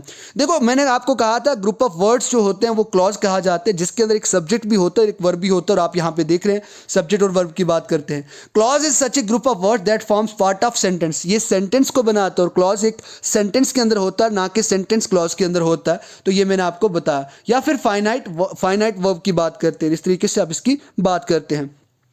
एग्जाम्पल देखिए यहां पे, I can speak English, he is happy, she cries. I can speak English, I यहाँ पे सब्जेक्ट, कैन स्पीक इंग्लिश, तो यहाँ पे आप कैन को भी रख सकते हैं और स्पीक को भी रख सकते हैं, अपनी से मर्जी है, लेकिन इसके अंदर एक वर्ब और एक सब्जेक्ट होना चाहिए। ही इज हैप्पी, ही यहाँ पे क्या है, ही यहाँ पे सब्जेक्ट, इज यहाँ पे वर्ब और हैप्पी यहाँ पे क्या जाता है, एडजेक्टिव आ जाता है। शी क्राइज, वो लड़की रोती है। तो इस तरीके से आप इस क्लॉज को समझेंगे। डियर फ्रेंड, अब यहाँ पे बात करते हैं इंडिपेंडेंट क्लॉज की बात करते हैं। देखो ये मैंने आपको पहले भी पढ़ा है, इंडिपेंडेंट क्लॉज को आप मेन क्लॉज और प्रिंसिपल क्लॉज कहते हैं। डियर फ्रेंड, आपको यहाँ से अच्छे तरीके से, सही तरीके से आप इसको यहाँ पे याद रखना है, किस तरीके से आप इसका एक सही तरीके से। देखो मैं यहाँ पे अगर इंडिपेंडेंट क्लॉज को बताऊंगा या एक अच्छे तरीके से बताऊंगा, एक बार देखो समझ लें कि इंडिपेंडेंट क्लॉज जो होता है ना, यानी एक इसको मैं ट्रिकी वे में बताऊं कि जो अकेले ही जी सकता है। जैसे लड़के की बात करते हैं, मैं ऐसे कोई मिथ नहीं बता रहा हूं कि लड़कियां अकेले नहीं जी सकती, लेकिन ये ट्रिक बनाने के लिए मैं आपको समझाने के लिए इसको बता रहा हूं कि इंडिपेंडेंट क्लॉज क्या होता है। जो अकेले जी सकता हो, जिसका कंप्लीट मतलब निकलता हो, उसे आप इंडिपेंडेंट क्लॉज कहते हो। और ऐसे कौन होते हैं? लड़के ही ज्यादा होते हैं। यहाँ पे जो गर्ल्स हैं डिमोटिवेट फील नहीं करें, मैं आपको सिर्फ ट्रिक बता रहा हूँ, यहाँ पे उसको स्पेसिफिक तरीके से किसी को इंडिकेट नहीं कर रहा हूँ। उसके बाद यहाँ पे देखो इंडिपेंडेंट क्लॉज के अंदर आप सभी को पता है सब्जेक्ट और वर्ब होना बहुत ही जरूरी है। क्यों जरूरी है? क्योंकि क्लॉज बिना सब्जेक्ट और वर्ब के अनकंप्लीट होता है, इनकम्प्लीट होता है। आप देखो, ये तो आपको पता लग गया कि इंडिपेंडेंट क्लॉज के अंदर क्या होता है, एक सब्जेक्ट होता है, एक वर्ब होता है और इसकी कंप्लीट थॉट होता है। इसे हम इंडिपेंडेंट क्लॉज कहते हैं। इंडिपेंडेंट क्लॉज को मेन क्लॉज भी कहा जाता है और इंडिपेंडेंट यानी प्रिंसिपल क्लॉज भी इसको आप कहते हैं। उसके बाद एग्जांपल देखिए, आई ओपन द डोर। तो देखो आई ओपन द डोर, तो ये कंप्लीट सेंस मिल रही, कंप्लीट थॉट है, इसीलिए आप इसको इंडिपेंडेंट क्लॉज देखिए। एंड तो यह यहाँ पे देखो ये क्या यूज हो रहा है, फैन बॉय वाला कंसेप्ट यूज हो रहा है। शी लुक्ड आउटसाइड, तो शी लुक्ड आउटसाइड, ये दो क्लॉज बन गए। इन दो क्लॉज को जोड़ने के लिए आपने एंड जो कोऑर्डिनेटिंग कंजक्शन होते हैं उनका आपने यूज किया। ये कंसेप्ट मैं आपको दिखाने वाला हूं, पढ़ा भी रहा हूं। This is the fan which I bought yesterday, ये वही पंखा है जो मैंने कल खरीदा है। तो दिस इज द फैन। उसके बाद विच यहाँ पे एक रिलेटिव प्रोनाउन यूज किया हमने, जिसको आपने क्या कहा था, एडवर्ब क्लॉज भी कहा था। एडवर्ब क्लॉज कहा था या एडजेक्टिव क्लॉज कहा था? तो आप सही तरीके से बताएं, एडजेक्टिव क्लॉज कहा था हमने उसको। उसके बाद आई विल हेल्प हर, मैं उस लड़की की मदद करूंगा as far as I can do. तो देखो यहाँ पे आपने क्या कहा, एज फार एज, यहाँ पे आप कंडीशन को बताने के लिए इसका यूज किया। तो हमने पढ़ा सबऑर्डिनेटिंग कंजक्शन के अंदर। तो इस तरीके से यहाँ पे इंडिपेंडेंट क्लॉज को आपने समझा। उसके बाद एक बार ये पहले बात कर लेते हैं, उस तरीके से उसके जो रूल होते हैं उनकी भी बात करेंगे। उसके बाद है डिपेंडेंट क्लॉज। और डिपेंडेंट क्लॉज क्या होता है डिफरेंट, अगर मैं इसको एक देसी भाषा में समझाऊं, जिसे किसी के सहारे की जरूरत हो, यानी जो किसी दूसरे पे निर्भर रहता हो, जो किसी दूसरे के बिना कंप्लीट ना हो, तो इसका अनकंप्लीट थॉट निकलता है। इसका भी एक सब्जेक्ट होता है, इसकी भी एक वर्ब होती है, लेकिन दुर्भाग्य कारण इसका क्या नहीं होता है, कंप्लीट मीनिंग नहीं होता। इसीलिए ये डिपेंडेंट क्लॉज जाना जाता है। और ऐसे कौन होता है? गर्ल होती है। यानी इंडिपेंडेंट क्लॉज को आप बॉय मान लो, डिपेंडेंट क्लॉज को आप गर्ल मानो। ये कंसेप्ट मैं आपको समझाने वाला हूं। उसके बाद सबऑर्डिनेटिंग क्लॉज भी कहते हैं इसको। देखो यहाँ पे एग्जांपल मैं आपको बताऊं, now that I have saved up, now that I have saved up. देखो मैंने अभी तक मैंने यहाँ पे बचा के रखे हैं, तो क्या बचा के रखे, किस लिए बचा के रखे, तो एक कंप्लीट मीनिंग नहीं दिख रहा है। Now that I have saved up, ये आपके लिए डिपेंडेंट क्लॉज है। लेकिन अगर मैं इसके साथ I can buy a bike, ताकि मैं एक बाइक खरीद सकूं, तो ये यहाँ पे क्या किया, I can buy a bike, मैं बाइक खरीद सकूं। तो यहाँ पे इंडिपेंडेंट क्लॉज आ गया। क्यों? I can buy a bike, यहाँ पे इंडिपेंडेंट क्लॉज आ गया और डिपेंडेंट क्लॉज आ गया। तो देखो यहाँ पे एक डिपेंडेंट क्लॉज है और एक इंडिपेंडेंट क्लॉज है, जिसको हमने ये कॉमा के साथ क्या करा है, यहाँ पे इनको कंबाइन करा है। इसका भी मैं आपको यहाँ पे यूज बताने वाला हूँ। यानी जिसका कोई मतलब निकले, जिसका कोई कंप्लीट थॉट हो, इंडिपेंडेंट क्लॉज, इसके अंदर भी सब्जेक्ट होता है, वर्ब है। और जिसका मतलब नहीं निकलता हो, जिसके कंप्लीट मतलब नहीं निकलता, उसका देखो मैं एक एग्जांपल देता हूँ, आई वॉज लेट, तो ये इंडिपेंडेंट है, कंप्लीट मतलब निकलता है। आप ऐसे बोलोगे बिकॉज आई मिस्ड माई बस, क्योंकि मेरी बस मिस होगी। अब किसके लिए हुई? आई वॉज लेट अगर इससे पहले यूज करते तो कंप्लीट मतलब निकलता, लेकिन यहां पे ऐसे अगर आप बोलते बिकॉज आई मिस्ड माई बस, तो इस तरीके से आई मिस्ड माई बस, ये एक डिपेंडेंट क्लॉज आता है। Because it is not giving us complete sense, इस तरीके से अगर इसका बनाते I was late because I missed my, यहां पे क्या बोलते बस, तो ये कंप्लीट सेंटेंस यहां पे बनता। आई होप डियर फ्रेंड यहां तक आप सभी को क्लियर होगा। आगे चलते हैं, अगर आगे चलते हैं ताकि हमें अच्छे तरीके से और समझ आ जाए। देखो यहाँ पे अब यहाँ से आपकी ट्रिक शुरू होती है और आपको सेंटेंस पहचानने होते हैं। डिपेंडेंट क्लॉज जो अकेले जी सकता है वो बॉय होता है, और इंडिपेंडेंट क्लॉज बॉय और डिपेंडेंट क्लॉज गर्ल, ये आप ट्रिक याद रखें। अब सेंटेंस के स्ट्रक्चर कितने होते हैं? 4 होते हैं। एक होता है सिंपल सेंटेंस, एक होता है कंपाउंड और कॉम्प्लेक्स, और यहाँ पे कंपाउंड कॉम्प्लेक्स सेंटेंस होता है। तो इसकी ट्रिक आप याद रखें। क्यों? क्योंकि यहाँ पे डिपेंडेंट क्लॉज गर्ल होता है और इंडिपेंडेंट क्लॉज यहाँ पे क्या होती है, एक लड़की होती है, उसकी ट्रिक आपको मैं अभी समझाने जा रहा हूँ। देखो डियर फ्रेंड, आप वन बाय वन हम सभी को देखेंगे ताकि आप इस कंसेप्ट को भी अच्छे तरीके से समझें। देखो ये वाला जो स्लाइड है आप सभी के लिए इंपॉर्टेंट है। देखो मैंने आपको बताया 4 टाइप्स ऑफ सेंटेंस स्ट्रक्चर होते हैं, यानी एक सेंटेंस के 4 तरीके के जो सेंटेंस होते हैं उनके 4 तरीके के स्ट्रक्चर होते हैं। पहला होता है सिंपल स्ट्रक्चर, सिंपल सेंटेंस भी कहते हैं, सिंपल सेंटेंस स्ट्रक्चर भी आप इसको कह सकते हैं।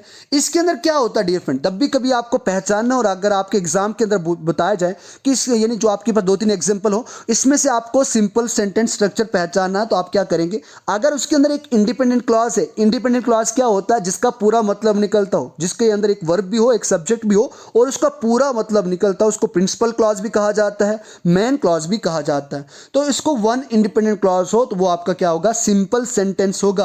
यानी वन इंडिपेंडेंट क्लॉज का मतलब एक बॉय के मतलब करते हैं। उसके बाद कंपाउंड सेंटेंस की बात करते हैं, तो जिसके अंदर 2 क्या हो, इंडिपेंडेंट क्लॉज हो, जिसके अंदर 2 मेन क्लॉज हो। इंडिपेंडेंट क्लॉज का दूसरा नाम मेन क्लॉज, प्रिंसिपल क्लॉज भी होता। बार बार बोल रहा हूं ताकि आपको वहां पे अगर मेन क्लॉज ढूंढने के लिए पूछे तो आप बोलोगे सर ने तो ये पढ़ाया नहीं। जो मेन क्लॉज होता है, प्रिंसिपल क्लॉज होता है, उसको ही आप इंडिपेंडेंट क्लॉज कहते हैं। तो इसके अंदर भी इसका मतलब 2 इंडिपेंडेंट क्लॉज, इसके मतलब 2 लड़के। उसके बाद कॉम्प्लेक्स सेंटेंस की बात करते हैं, तो इसके अंदर आप एक इंडिपेंडेंट क्लॉज का यूज करते हैं और एक डिपेंडेंट क्लॉज का यूज करते हैं, तो तभी तो कॉम्प्लेक्स बन जाता है। तो यहाँ पे क्या हो गया, 2 जेंडर आ गए, तो वहाँ पे कॉम्प्लेक्सिटी तो बढ़ेगी ही बढ़ेगी। यानी जो जहाँ पे कॉम्प्लेक्स होगा थोड़ा मुश्किल तो बनेगा, क्यों, क्योंकि एक गर्ल अलग जेंडर है, एक बॉय अलग जेंडर है, तो ये कॉम्प्लेक्सिटी को यहाँ पे क्या करते हैं, जनरेट करते हैं, इसीलिए ये कॉम्प्लेक्स सेंटेंस कहा जाता है। इसके अंदर आप इंडिपेंडेंट क्लॉज एक होता है और डिपेंडेंट क्लॉज एक होता है, तो यानी बॉय प्लस गर्ल का कॉम्बिनेशन होता है। तो इस तरीके से आप वहां पे पहचान सकते हैं, क्यों, क्योंकि डिपेंडेंट क्लॉज का मतलब होता है जिसका पूरा मतलब ना निकले, जिसके कंप्लीट थॉट ना हो, और उसके अंदर वर्ब भी होता है और सब्जेक्ट भी होता है, लेकिन फिर भी कंप्लीट थॉट ना हो, तो उसको आप डिपेंडेंट क्लॉज की कैटेगरी के अंदर रखते हैं।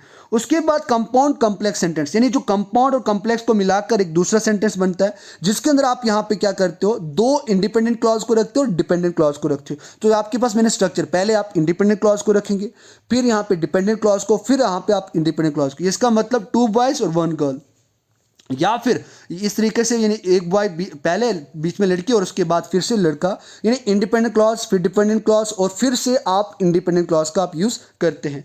डियर फ्रेंड, आई होप कि ये वाला जो स्लाइड थी आप सभी को समझ आई। तो आप एक एक बात करते हैं, within 5 and 10 minutes we will finish our marathon. और आज सभी के लिए कि मैराथन आप सभी के लिए आई होप इंपॉर्टेंट हो रही होगी। देखो यहाँ पे सिंपल सेंटेंस की बात करते हैं, तो मैंने आपको बताया इसके अंदर सिर्फ आप एक ही इंडिपेंडेंट क्लॉज का यूज करते हैं।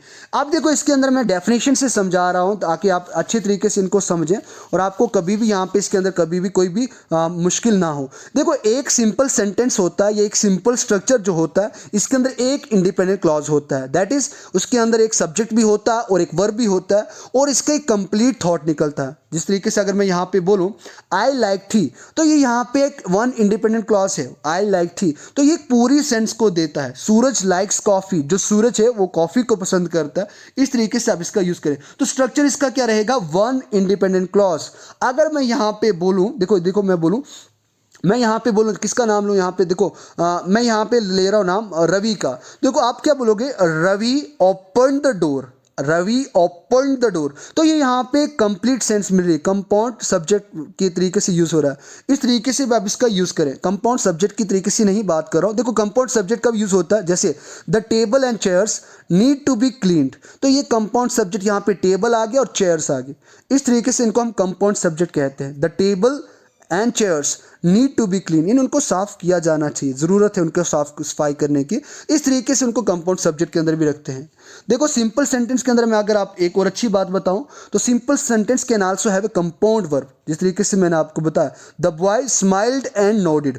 देखो मैं यहाँ पे बता रहा हूँ द बॉय स्माइल्ड एंड नोडिड, नोडिड का मतलब होता है गर्दन को हिलाना, हाँ हाँ करते ना, उसको स्माइल एंड नोडिड, ये कंपाउंड सब्जेक्ट को क्रिएट करता है। इस तरीके से आप यहाँ पे सिंपल सेंटेंस को आई होप समझ गए होंगे। उसके बाद बात करते हैं कंपाउंड सेंटेंस की बात करते हैं। डियर फ्रेंड, मैंने आपको बताया कि जब जब आप कंपाउंड सेंटेंस की बात करते हैं तो कंपाउंड सेंटेंस के लिए आप क्या यूज करते हैं, एक तो इंडिपेंडेंट क्लॉज यूज करते हैं, उसके बाद आप कोऑर्डिनेटिंग कंजक्शन का यूज कर सकते हैं, और उसके बाद ऐसा नहीं है कि सिर्फ 2 ही यूज कर सकते, 2 से ज्यादा, 2 और मोर देन इंडिपेंडेंट क्लॉज, लेकिन इसको बीच में ज्वाइन करने के लिए आपको कोऑर्डिनेट कंजक्शन का यूज करते हैं। या जैसे आप फैन बॉय का यूज कर सकते हैं, जैसे बट वाले कंसेप्ट को भी आप यहाँ पे इसके अंदर अच्छे तरीके से फिट कर सकते हैं। देखो यहाँ पे फैन वाई वाला कंसेप्ट या कोऑर्डिनेटिंग कंजक्शन जिनको कहते हैं उनका कंसेप्ट आप यूज कर सकते हैं।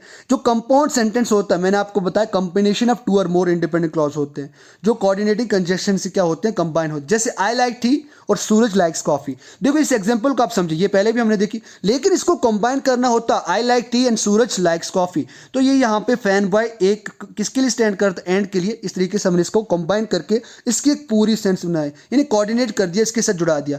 ही वॉज हंग्री, ही एट और ही वॉज हंग्री, ये अलग अलग सिंपल स्ट्रक्चर है, लेकिन सिंपल को अगर आपको कंपाउंड में बनाना हो तो उसके बीच में आप ये कोऑर्डिनेटिंग कंजक्शन जिनको मैंने पहले ही पढ़ाया था उनका यूज आप अभी देख रहे हैं, इसका आप यूज करें। आई होप डियर फ्रेंड आपको ये कंपाउंड भी सही तरीके से समझ में आ गया। उसके बाद बात करते हैं इसी की अच्छे तरीके से बात करते हैं। देखो यहाँ पे अगर इसके स्ट्रक्चर की बात करते हैं, इसके अंदर एक 1 इंडिपेंडेंट क्लॉज होता है, उसके बाद कोऑर्डिनेटिंग कंजक्शन की बात करते हैं और फिर से आप इंडिपेंडेंट क्लॉज की बात करते हैं, या यहाँ पे आप सेमी कॉलन का भी यूज कर सकते हैं। डियर फ्रेंड यहाँ पे जो फैन वॉइस है, जो यहाँ पे कोऑर्डिनेटिंग कंजक्शन है, इनकी जगह पे आप यहाँ पे सेमी कॉलन्स का भी यूज कर सकते हैं, सेमी कॉलन्स का भी आप यूज कर सकते हैं। जैसे I am good at singing but I don't like, तो बट को रिप्लेस करके आप ऐसे भी कह सकते थे I am good at singing semi colon I don't like it. जो सेमी कॉलन है वो कोऑर्डिनेटिंग कंजक्शन की वहां पे क्या देता है, एक सेंस देता है। It was raining so I look an umbrella, अगर आपको कभी ऐसा दिखे वहां पे सेमी कॉलन हो वहां पे, तो उसको आप वहां पे क्या कह सकते हैं कि ये यहाँ पे क्या है, ये यहाँ पे कंपाउंड स्ट्रक्चर है या कंपाउंड सेंटेंस है, इस तरीके से आप इसको पहचान सकते हैं। It was raining so I took an umbrella, तो सो यहाँ पे कोऑर्डिनेटिंग कंजक्शन है, इसको रिप्लेस करके आप सो की जगह पे आप यहाँ पे ये क्या सेमी कॉलन्स का भी यूज कर सकते थे। I studied but she played A badminton, मैंने पढ़ाई की लेकिन उसने बैडमिंटन खेला था। आई स्टडीड के बाद आप semi colon she played A badminton, तो इस कंसेप्ट को भी आप सही तरीके से क्या कर सकते हैं, इंप्लीमेंट कर सकते हैं एग्जाम के टाइम अगर ऐसा पूछा जाए। डियर फ्रेंड अब बात करते हैं यहाँ पे तीसरे सेंटेंस के स्ट्रक्चर की बात करते हैं, उसको कहते हैं कॉम्प्लेक्स सेंटेंस कहते हैं। तो इसके अंदर मैंने आपको बताया एक इंडिपेंडेंट क्लॉज होता है और एक डिपेंडेंट क्लॉज होता है, यानी combination of boy and girl ये क्या बनाता है, कॉम्प्लेक्स सेंटेंस को बनाता है, उसके स्ट्रक्चर को बनाता है, तभी उसके अंदर एक कॉम्प्लेक्सिटी क्या बढ़ती है, बहुत ज़्यादा बढ़ती है। जैसे यहाँ पे इसके अंदर अगर कंपोज करते मैंने आपको बताया dependent clause are not completed thoughts, लेकिन जो डिपेंडेंट क्लॉज होते हैं वो क्या होते हैं, ये मैंने आपको पहले बताया। इंडिपेंडेंट क्लॉज एक कंप्लीट थॉट देता है, डिपेंडेंट क्लॉज एक कंप्लीट थॉट नहीं देता है। स्ट्रक्चर इसका बनेगा एंड इंडिपेंडेंट क्लॉज पहले यूज करेंगे, इंडिपेंडेंट क्लॉज यूज करेंगे, फिर डिपेंडेंट क्लॉज का आप यूज करेंगे।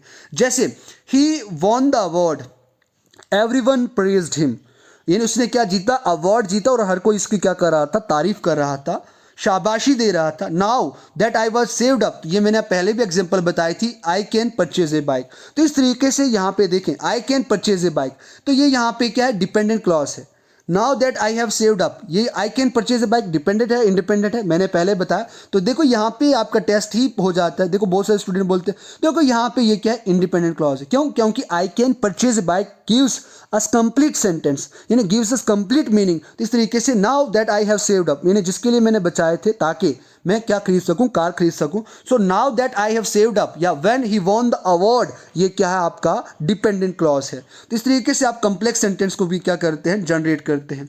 उसके बाद डिफरेंट बात करते हैं यहाँ पे इसके स्ट्रक्चर की बात करते हैं।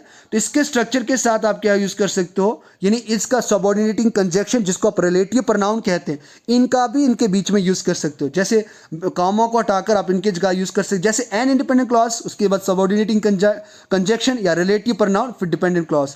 जैसे एग्जांपल है I missed the train because I was late, I missed the train because I was late. तो सबऑर्डिनेटिंग कंजक्शन यहाँ पे क्या है, सबऑर्डिनेटिव कंजक्शन यहाँ पे बिकॉज है। उसके बाद I have left before he got home, यानी उसके घर पहुंचने से पहले मैं वहां से निकल गया था, तो यहाँ पे बिफोर क्या आ गया, सबऑर्डिनेटिंग कंजक्शन आ गया।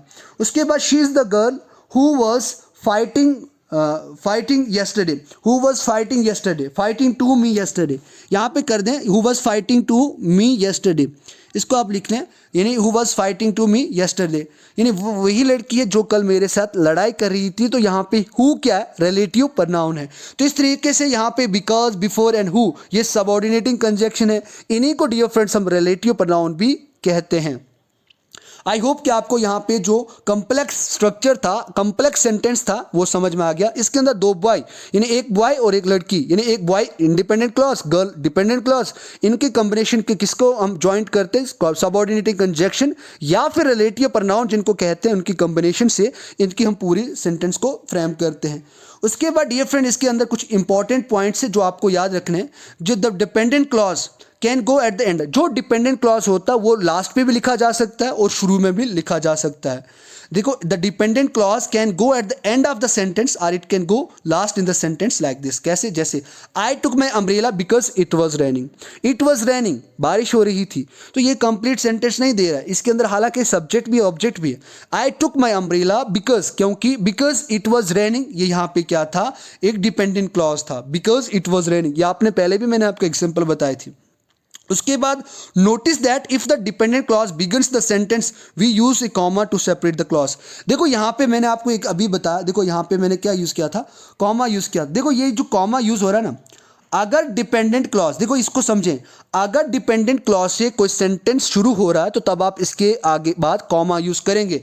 यही जो पॉइंट है ये यहाँ पे बताया जा रहा है, यही पॉइंट ये यहाँ पे बताया जा रहा है। उसको सेपरेट करने के लिए आप कॉमा का यूज करते। जैसे although Rakesh was running late he seemed relaxed. Although Rakesh was running late, हालांकि राकेश देर हो रही थी, वो उसको देर हो रही थी, ये यहाँ पे डिपेंडेंट क्लॉज था। तो उसके बाद हमने सेपरेट करने के लिए उसके जगह पर क्या यूज़ किया, कॉमा यूज़ किया, और ही सीम्ड रिलैक्स्ड, ये एक क्या आ जाता है, ये एक इंडिपेंडेंट क्लॉज आ जाता है। तो इन दोनों को सेपरेट करने के लिए आप कॉमा का यूज़ करते हैं। मैंने रीज़न भी बता दिया, क्यों कि जब भी डिपेंडेंट क्लॉज से कोई सेंटेंस शुरू होता है उसको सेपरेट करने के लिए इंडिपेंडेंट क्लॉज से उसको हम कॉमा से सेपरेट करते हैं। उसके बाद ये फ्रेंड लास्ट और फाइनल यहाँ पे जो हमारी यहाँ पे टाइप होती है, यानी क्लॉज की जो कंपाउंड कॉम्प्लेक्स सेंटेंस के नाम से जाना जाता है, जिसके अंदर मैंने आपको बताया था कि दो इसके अंदर इंडिपेंडेंट क्लॉज, इसका मतलब दो लड़के, और एक डिपेंडेंट क्लॉज आ सकता है। तो वन डिपेंडेंट क्लॉज या इससे ज़्यादा भी आप इसका यूज़ कर सकते हैं, कोई ज़रूरी नहीं है कि एक ही कर सकते हैं, इस तरीके से आप यूज़ कर सकते हैं। तो ये क्या बनाता है, कंपाउंड कॉम्प्लेक्स सेंटेंस को फ्रेम करता है। स्ट्रक्चर आपके पास है, इंडिपेंडेंट क्लॉज के बाद आप सबऑर्डिनेटिंग कंजक्शन का यूज़ करते हैं, डिपेंडेंट क्लॉज का यूज़ करते हैं, उसके बाद आप कोऑर्डिनेटिंग कंजक्शन का यूज करते हैं, और इसके बाद इंडिपेंडेंट क्लॉज का यूज करते हैं। तो ये स्ट्रक्चर आपको याद रखना है। उसके बाद इसकी एग्जांपल समझते हैं, की कोशिश करते हैं डियर फ्रेंड, ताकि आपको एग्जांपल भी सही तरीके से समझ आ पाए।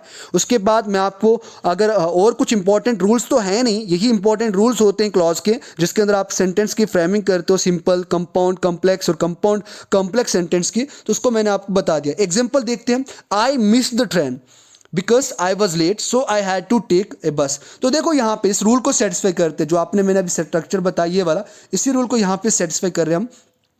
आई मिस द ट्रेन, ये कंप्लीट थॉट दे रहा है, इसीलिए इसको इंडिपेंडेंट क्लॉज रखते हैं, इसलिए हम इसको क्या रखते हैं, इंडिपेंडेंट क्लॉज रखते हैं। बिकॉज यहाँ पे आपको मैंने बताया था, जो बिकॉज है वो क्या रहता है, सबऑर्डिनेटिंग कंजक्शन के अंदर रहता है, इसीलिए आप इसको सबऑर्डिनेटिंग कंजक्शन कहते हैं। आई वॉज लेट, ये किसके लिए हो रहा था, कंप्लीट सेंस, कंप्लीट थॉट नहीं, ये डिपेंडेंट क्लॉज है। उसके बाद सो यहाँ पे आपको मैंने बताया था, फैन बॉय के कंसेप्ट को बताया था, कोऑर्डिनेटिंग कंजक्शन जिसको कहते हैं, तो ये उस तरीके से यूज हो रहा है। आई हैड टू टेक बस, मुझे बस लेनी ही पड़ी, तो उस तरीके से I had to take a bus, ये भी कंप्लीट थॉट दे रहा है, इसीलिए इसको आप किसके अंदर रखते हैं, इंडिपेंडेंट क्लॉज के अंदर रखते हैं। आई होप डियर फ्रेंड अभी तक यहां तक आपको सही से समझ आ गई होगी, और इसी फाइनल एग्जांपल के साथ आज का मैराथन जो हमारा लगभग 1 घंटा 3 मिनट होने वाला है, ये यहां पे फिनिश होने वाला है। आई होप डियर फ्रेंड इसके आपको बेनिफिट मिलेगा, लेकिन पहले हम यहां पे क्या यूज कर दे, कंप्लीट कर देते example. I had left before he got home and I can back after 10 minutes. तो इसके अंदर आपको पहचानना है कि इसके अंदर कौन कौन से कंजक्शन है, सबऑर्डिनेटिंग कौन सा है, उसके बाद कोऑर्डिनेटिंग कंजक्शन कौन सा है, आप इसके बारे में मुझे बताएंगे। So dear friend I hope कि आपका जो क्लॉज का मैराथन ना वो एक कंप्लीट मिलेगा आपका। मैं इसको पीडीएफ, जो आपका पीडीएफ है जो क्लॉज का, वो टेलीग्राम ग्रुप के अंदर शेयर कर दूंगा। आई होप डियर फ्रेंड आपका क्लॉज यहाँ पे कंसेप्ट क्लियर होता है। अगर नहीं भी होता, आप एक बार फिर से बताना चैट बॉक्स के अंदर या कमेंट बॉक्स के अंदर आप लिख देना कि हाउ वाज टुडेज लेक्चर, आपको सिर्फ समझ आई या नहीं आई। इस तरीके से इसके ऊपर जब मैं आपको एक्सरसाइज दूंगा, इन्हीं रूल्स के साथ उसको आप वहां पे सॉल्व करना। और मैं ये दावे के साथ कह सकता हूं, अगर आपने बिगनिंग से जो मैंने आपको बेसिक एक समझाया था और हाईलाइटेड वे में आपको एक कंसेप्चुअल वे में आपको बताया था, ताकि आपको एक छोटा छोटा आइडिया मिले जब हम ये इंपॉर्टेंट रूल जो एग्जामिनेशन पॉइंट ऑफ व्यू से उनको पढ़ें और वो हमारे क्लियर तभी हो पाते हैं। इसीलिए मैंने आपको 40 मिनट्स एक बेसिक तरीके से क्लियर करवाया था, ताकि ये वाला जो कंसेप्ट है आपका सही तरीके से क्लियर हो जाए। तो आज की जो लेक्चर था, आज का जो मैराथन था, आप सभी के लिए कैसा लगा आप एक बार ज़रूर कमेंट बॉक्स के अंदर बताएं, ताकि हमें भी उस कमेंट को रीड करके एक अच्छा मोटिवेशन मिलता है, एनर्जी मिलती है, जो हमें दूसरी वीडियोस को बनाने के लिए विवश करती है डियर फ्रेंड। इसीलिए हम आप सभी के लिए अच्छे तरीके से कंटेंट प्रोवाइड करने की कोशिश करते हैं डियर फ्रेंड, लेकिन हम सबको चार्जअप रखना आप सभी की ड्यूटी है। जितना आप एक्टिव रहेंगे उतना हम भी एक्टिव रहेंगे। और डियर फ्रेंड, सुमित सर थोड़े से इल हैं, थोड़े से बीमार हैं, तो प्रे करो कि सुमित सर जल्दी से ठीक हो जाएं, ताकि हम सभी के बीच में फिर से हम उनकी लेक्चर को देख पाएँ और एक नॉलेज अच्छे तरीके से ले पाएँ। सो thank you very much for today's marathon. आप आई होप कि आप सभी के लिए ये बेनिफिशियल थी।